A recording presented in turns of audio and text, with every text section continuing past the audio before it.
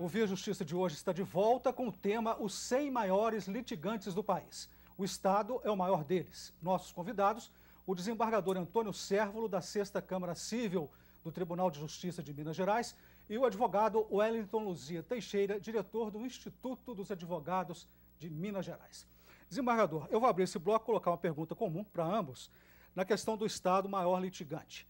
Isso significa que o Judiciário está atuando para uma minoria, considerando o Estado o maior litigante?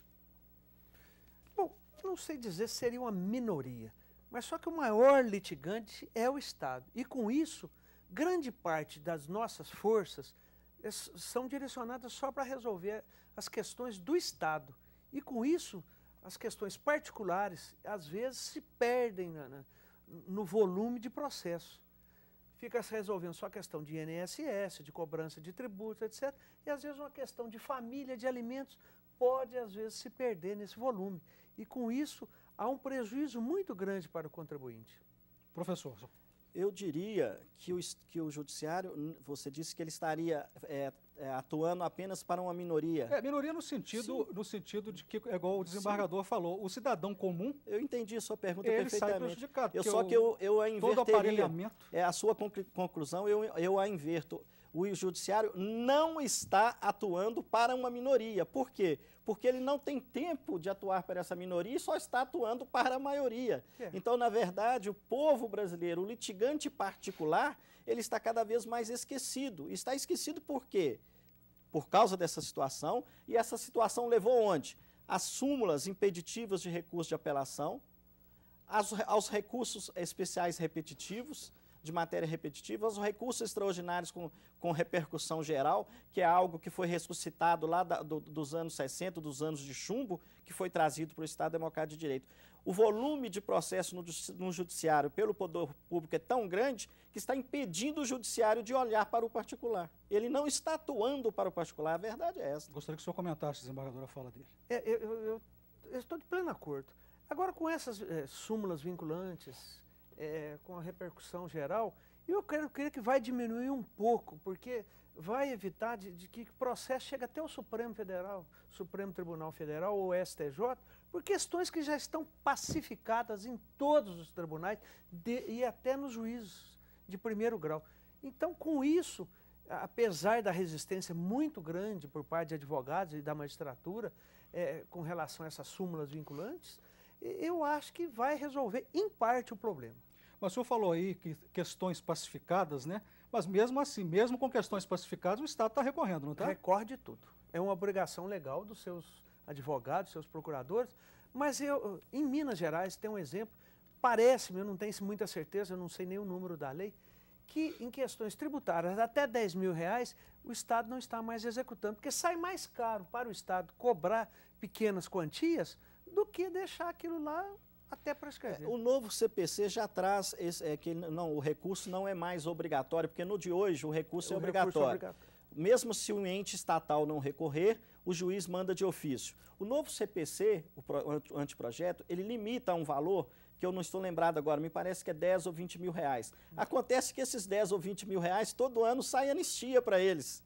Então ele está abrindo mão do nada, daquilo que ele já abre mão na prática. Mas o senhor acha correto isso que o desembargador falou assim, é obrigado a recorrer, o Estado é obrigado a recorrer? Claro que não, o processo é garantia do cidadão e do próprio Estado. Você recorre se você tiver condições de reformar uma decisão. Agora, eu sou obrigado a fazer acordo, eu sou obrigado a recorrer? Não, ninguém é obrigado a fazer isso. O Estado é um péssimo exemplo.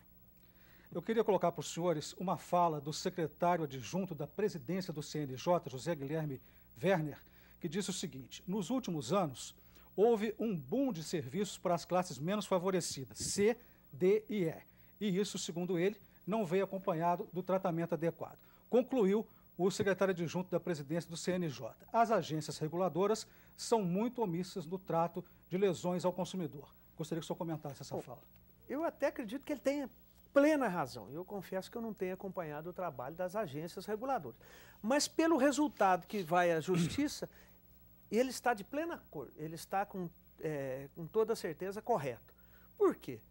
Se resolvesse as agências que foram criadas para isso, para resolver questões, evitar até que que os problemas fossem ao judiciário, se resolvesse na área administrativa, não precisaria sobrecarregar o judiciário. Se o judiciário está sobrecarregado, sinal que eles não estão resolvendo nada. E por que isso também? Houve uma abertura de crédito de qualquer instituição financeira para tudo.